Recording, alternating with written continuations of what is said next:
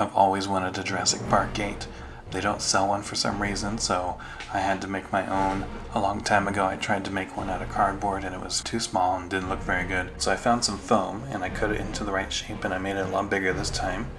And the cool thing about foam is once you paint it gray, the texture looks so much like concrete, at least to me, and I thought it looked so good. So I was really excited once I got some gray paint on it.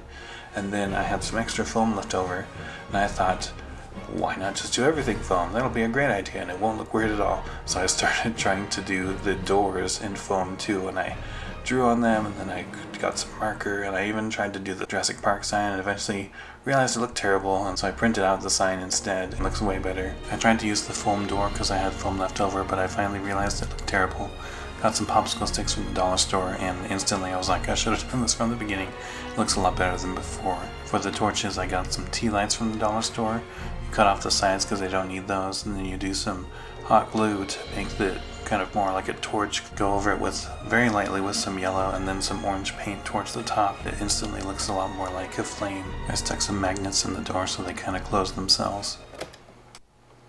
Welcome to Jurassic Park.